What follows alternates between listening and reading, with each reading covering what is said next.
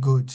Yeah, so I'm presenting on this TrajMapQuick towards fast trajectory map analysis and visualization. Okay,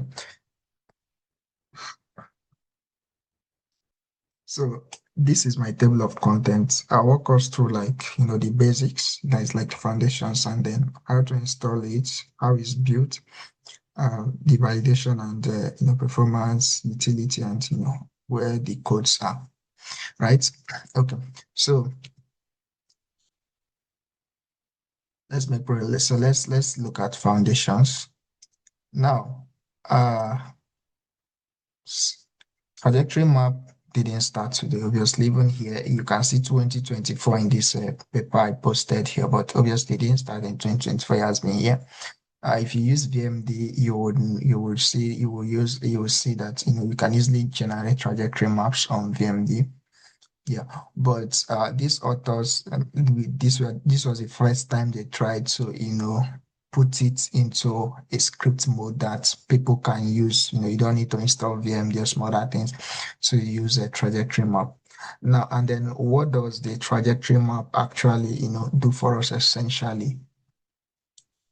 If you had plotted, let's say, the basic thing is trajectory map helps us to visualize fluctuations at the residual level, right? Now, if you have plotted the RMSF, you would see that RMSF is a plot of fluctuation against the number of residue in the x-axis, fluctuation in the y-axis, residues in the x-axis. So you can easily identify residue regions that have specific fluctuations, maybe high or low or whatever. Now, but what RMSF does not offer us is the advantage of time. It doesn't have a time sequence in the plot. So what I mean is you can't tell, even if you know the regions where there is high fluctuation, you can't tell exactly whether that fluctuation in that region, whether it happened from the start to the finish of the simulation, or whether it peaked at a certain stage of the simulation. So that temporal sequence is what trajectory map helps with, because trajectory map bypasses it it now have three axes. So it now has three axes instead of just having, let's say, x and y. It now incorporates a third axis, which is the color map. So here it presents the residues on the y-axis and then present the time or the frames. Time and frame are essentially the same thing. So you present the time or the frame on the x-axis. So what it does is you can actually see the residues where the fluctuations are high, or the residue ranges, as well as the period in which those fluctuations occurred. So that is what is in this trajectory map. So, and then obviously you can go further to extract. So it's also something the original authors here, Kojik and Betosha. So it's also something implemented. You can go ahead and extract a specific region. For example, in this plot, you extract the region between 110 and 125, and then you can plot it to actually clearly see the variation in this fluctuation over time. So it's more like using a stethoscope to zoom in into what is happening in a given region. So it gives you a clearer picture than RMSF if you want to go for that, right? Okay, that's fine. Now, um, now the authors, because the manuscript I was writing with Sabina, so I saw the tool, I wanted to use it, but it was very terrible using it. Number one is that when you clone the tool from GitHub, you need to enter the file, copy it to your working directory, enter each of the files and edit it and run it. Now, our work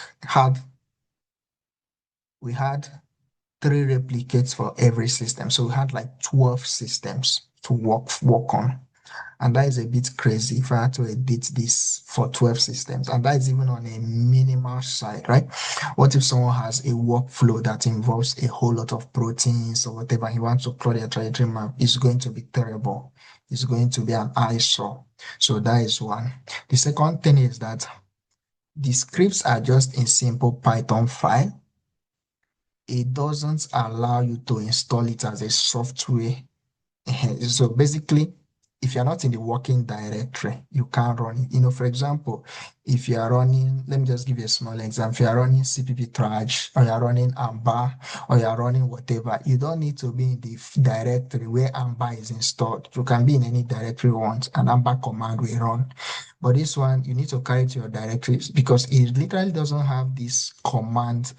CLI is command line interface. It doesn't have this clear command line interface where you call a specific command and then pass arguments, options or flags, and then it does your computation for you. So that's also a very serious limitation because without that, parallelism is very, very limited. Yeah, because these days we can, for example, when we run MD, we can submit our work in parallels or whatever. It's because these things have clear command line interface where we can pass options. You say minus SCP, you pass the option, minus this one, you pass the option. So that's something that is very, very clear. Secondly, it doesn't present a very clear Python API. Now, even though I mentioned it's on a Python script, being on a Python script and presenting a Python API, they are essentially two different things. I don't know, maybe not today, but in maybe another class, I'm going to explain that. Yeah, because for example, I was showing Wiseman something. We had a meeting on Thursday, so I was showing him something. I remember Wiseman when we said that we import NumPy as NP. You remember Wiseman? I know you remember. So now that is only possible because NumPy has been designed to have a Python API. So it means you can call libraries from the NumPy. You can call the NumPy libraries. Do you understand? And use it to execute tasks. Now, but this tool doesn't function that way because it's not this. So people working on Python, I want to call it as a function, will not be able to do that, right? Then finally, as you can see, number 4, it is slow. Yeah, I mean, when I say slow, at individual level, it does not look very slow. Like it takes like 10 minutes to run. At an individual level, let's say if you have a trajectory that has like 1,000 frame or 1,500 frame, let's say 10 to 15 minutes to run. Now, but you know that the problem is when you have multiple systems, these things scales. Imagine if I have 10 systems and it just take 10 minutes to run one.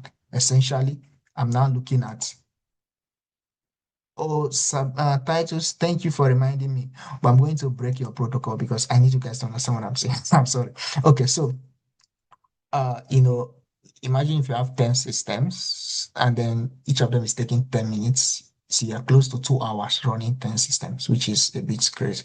So these are the things that it affected me while I was doing my own work code. And I looked at their codes and I was like, it's a very simple code. Can't we make it better, right? Okay. Now, so I now decided, okay, I collected their codes and looked at what are the reasons why it's very slow and some other things. So I now introduced TrajMapQuick. So it's built on a modification of their code, right? So now that's why I say it's based on the original codes. Obviously, I don't take credit for what I did not invent. Now, but it is faster and it allows a whole lot of things. So it has a clear command line interface that you can pass options through and then it presents a Python API that you can import as a library and use on maybe a Jupyter notebook or whatever once it is installed. Then it's easy to install and use, and then also parallelism now because I decided to run 100 jobs. I finished the 100 jobs in 3 hours. 100, not 100 jobs in just 3 hours because I can parallelize it. Now imagine if I have to do it with the original code. Number one is that I have to edit each of the file one by one for 100 times and I have to do each one for 10 minutes. That is 1,000 minutes. So 1,000 minutes is more than 10 hours. No, more than 15 hours, close to 15 hours. So that's crazy. So that is it. Now, how do you install it? It's very simple because I put it on GitHub. So you just clone. clone the git. Yeah, you're on command line, right? Yeah. So you clone it and then enter the directory where you cloned it. So then you create a conda environment so that you isolate the dependencies, right? Okay. Then you activate it. Then you install now because it has a dependency which is mdtraj. Mdtraj doesn't work well with pip, the Python installation pipeline. It doesn't work well with it. So you need conda forge to install mdtraj. But after that, you can just run pip install. -e is for editable. If you want to modify the file, you can use -c. But if you don't want to, you can just that's why -e is in bracket. Put full stop, pip install, then you run it, it installs. Now you can also install directly from conda using the environment.yaml file that is installed directly that way. That also works. That also works. But this one takes a little bit of time, and the reason is simply because some of the dependencies are not pegged. Pegging dependency means, for example, there are so many Python versions out there. So if you install something using some of this environmental email, and in the source code, I did not peg some of the dependencies, it means that it first of all have to search which Python version do I want to use. Do you understand? Because you didn't tell it use Python 3.1, use this, use this, use this, use this. So it will first of all be searching which Python do I want to use. Then mdtraj, which version of mdtraj do I want to use? For NumPy, which version of NumPy? So you keep doing that and it takes time, but eventually it works. I've tried it and it works. So that's how to install it. And once you have done installing it, you can log out, come back later. It doesn't matter. Anywhere you are, you can run the command and it works. You don't need to be on the specific folder. I mean, you don't need to be on a folder called TrajMapQuick. No, you don't need to be there.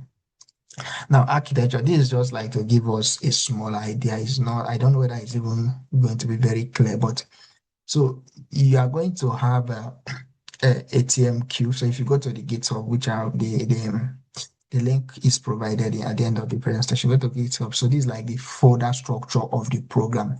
So inside TMQ, you have client.py. So this is what launches it in the command line. But the most important thing I just want to show is that the core modules is where we store the actual functions that do the work, while the command module is where we wrap it so that it can function on the command line. Well, if you look at the codes, which you see on the GitHub, you are going to actually understand what I'm saying. Then you use this module, and obviously when you write a code, you must present an example. People must not be looking for what they will use to test your code. You must present an example, right? Okay. Now, let me now go further. So TrajMapQuick works on, it has a global command, which is TMQ. So if you want to run it, I'm going to show us. It is, you run it, the type TMQ, then it now takes sub command. It has 4 sub command that perform 4 different works. It has the shift sub command, the hotspot, the diff, meaning difference, and then the average. Okay, so each of them has a function they do, right? So shift command just what it does is to extract the matrices, then eventually to plot this kind of plot I showed here. So this is what the shift command is going to do. Now, the hotspot command, I thought about something. What if you are working on a new protein and then you want to, maybe it's not even new, but you're working on a known protein which have so many flexible regions, but you don't want to, because if you are using a shift command, I don't know, just sorry, can you guys hear me? Am I clear enough? Or am I too fast?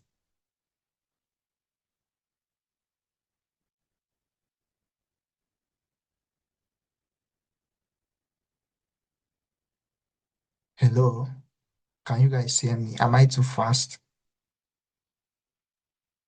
We can hear you. You are not too fast. I think it's fine. Okay, thank you, doctor. We can hear you, sir. Okay, thank you. So now, if you're using the shift command, first of all, so let me explain the shift command first before I will go for it. So if you're using the shift command, first of all, you will pass the trajectory trajectory file. So trajectory can be in PDB. Trajectories can be in PDB. It can be in netcd file. It can be in MDCRD, a popular one that we know. Then you pass the topology file. then you pass the stride. You remember the stride. If you are working on trajectory files, you need to pass a stride because you might have 1,000 frame. Obviously, you don't want to pass 1,000 frame. I mean, 10,000 frames. You might have 10,000 frames. You don't want to pass it. It's so much. So you might want to pass every 10 frame. Then eventually it reduces to 10,000. So that's what the stride does for us. Then you pass the total number of residues in your protein, let's say 1 to 300. Then RS is now the residue region you want to focus on. Remember here, we selected a residue region between 110 and 125, so around here. So you also pass along, oh, I am focusing on this residue region because I want you to produce a shift graph apart from the trajectory map, produce a shift graph for that particular residue region. Then you tell it, how should I compute the fluctuation? Should I use the backbone atoms, or should I use the whole atoms, or should I use the alpha carbon? So you also tell it, oh, backbone or CF or whatever. Then you now give it a name, what you should name your output, shift underscore output, or whatever name you like, so that you add that name to all of your outputs so that you can easily identify your outputs, right? Because it's going to generate plots. So this is the shift command. But the hotspot command actually is, let's say you have a protein, and I know it has several fluctuations. For example, this protein that you can see the trajectory map here, there are several regions that have fluctuations. You can see several regions. Now, if I have to plot individually each of them, I'll need to run 5 or 6 commands and specify the regions separately. Now, by using hotspot command, I will tell it to automatically detect the regions that has high fluctuation and then make the plot for me. Do you get? So, and that is what hotspot does. So automatically detect the region. So hotspot command, this is just a minimal minimal option. I think it has an extended options because you can also tell it, oh, I only need you to detect only 10 of detect the top 10 fluctuating regions, or detect the top 5 fluctuating regions, then it will detect it and plot it for you. So there's that. Now, the difference and the average sub command you can see here is just that.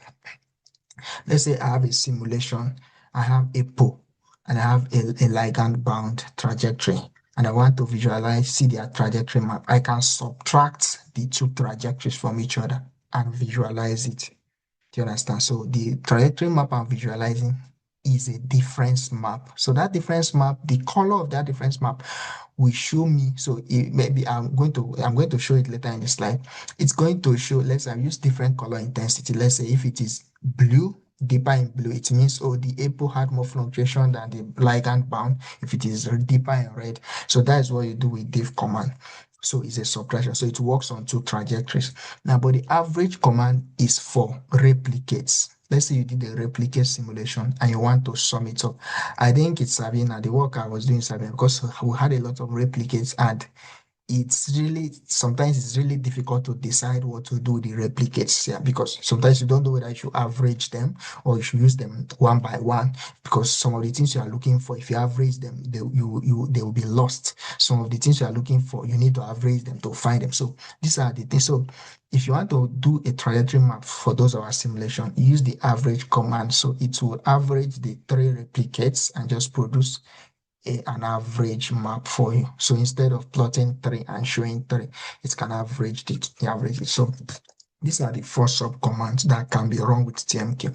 Now, validation. So my validation is just very simple. So because people have shown it before. So my job is to prove that the tool I have can replicate what they have. Do you understand? So I just performed a simple experiment. So I got a particular protein with like a 500 frames. Then I generated a shift graph for a particular region using TrajMap, the original one the authors of the paper did. Then I used my own code. Then I plotted them together, and you can see. So it is not exactly overlap, but there is high confidence that they produce similar results, right? Okay. Now, for performance, this is actually important because, as I told you, I experienced 5 times improvement in performance. So something that should run like 10 minutes takes 2 minutes to run. And that is huge. You may not think it's huge, but it's actually huge if you have a lot of things to run. So it means for that, if you're supposed to use 100 minutes to run something, you can actually use 20 minutes. That is good. So now, so I tested it on the two sub command, the two main sub command. I didn't test it on the diff and the average. So this is for shift and this is for hotspot. So I had like residues that I had a protein of 800 residues. So I now, decided to use it blockwise.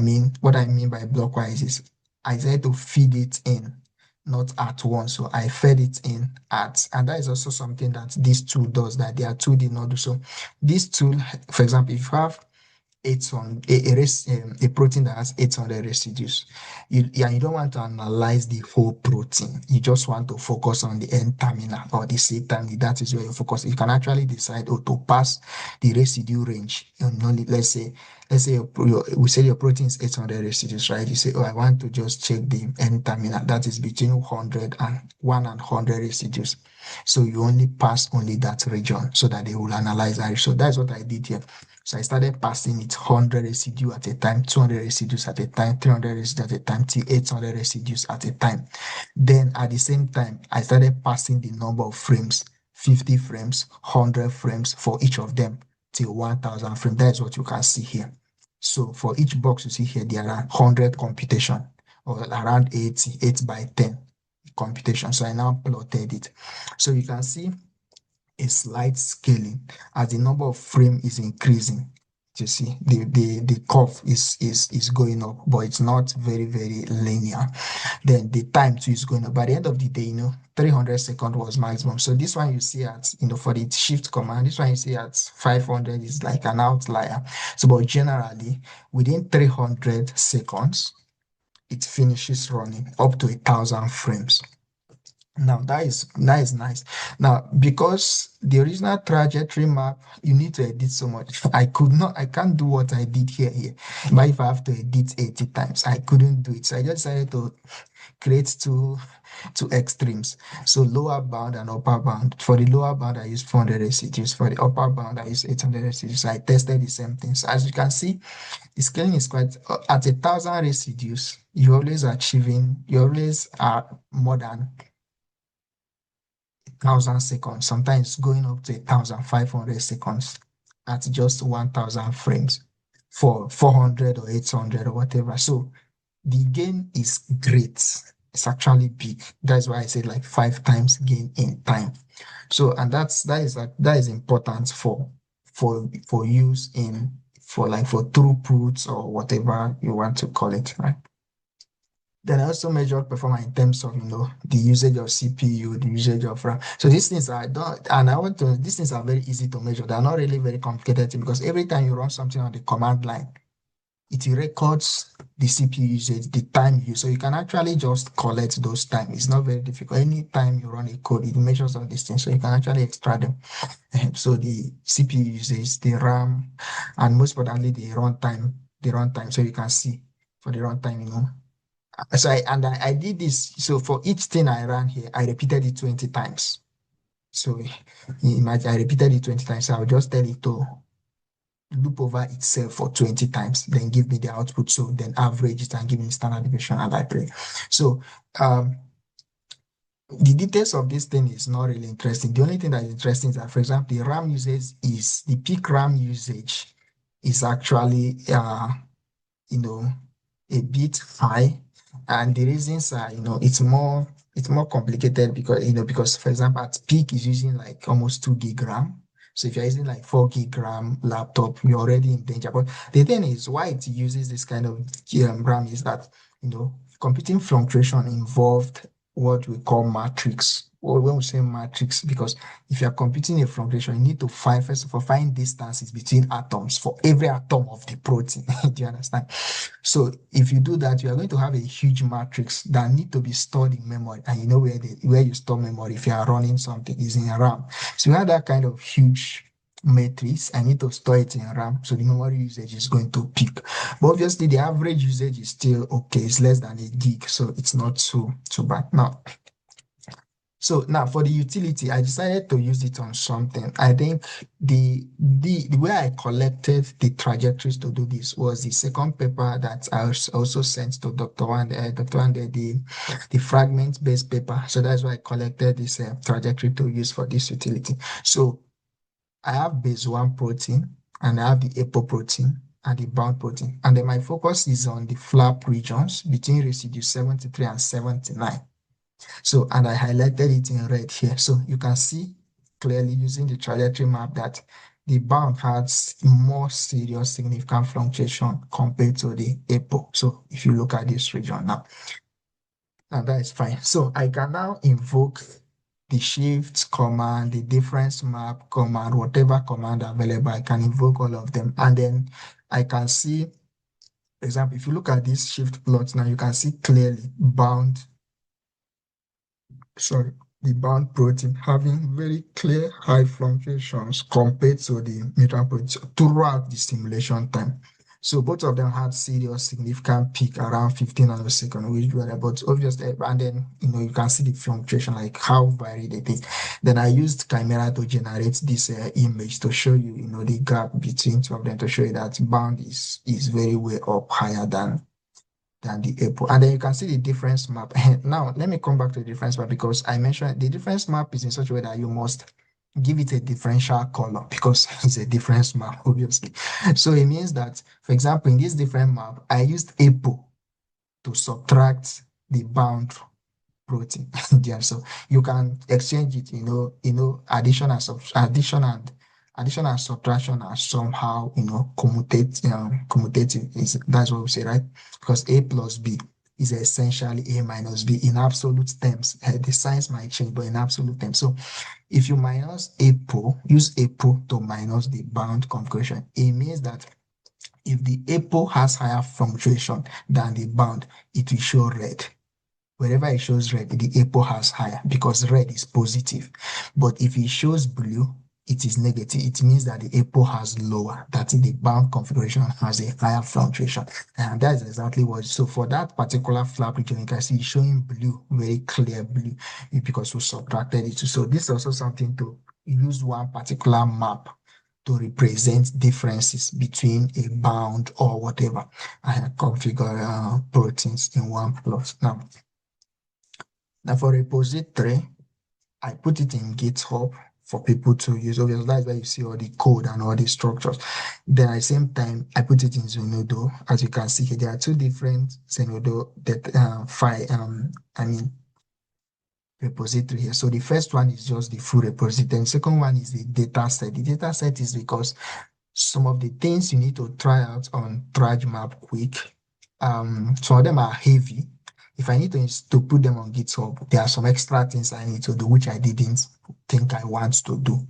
So, because some of them are running into, let's say, 600 MB, some of them. So, it's better I keep them in Zone. So, some of them are in TrajMapQuick. If you look here, there's a description of what the data set consists of, the proteins and everything it consists of. And then to tell you to link back to the GitHub and see the details on how to use them.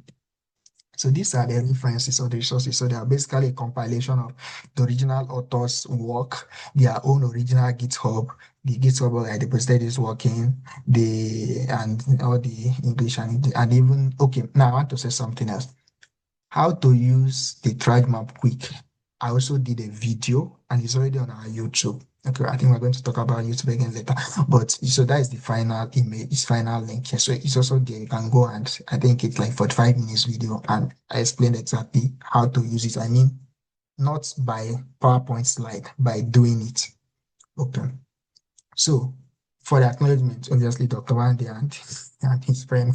So then because my trajectories is from what we have done from simulation. So CHBC is okay. So then this is my boss, Steven. So from UNN. So these are the things. Then obviously I am done.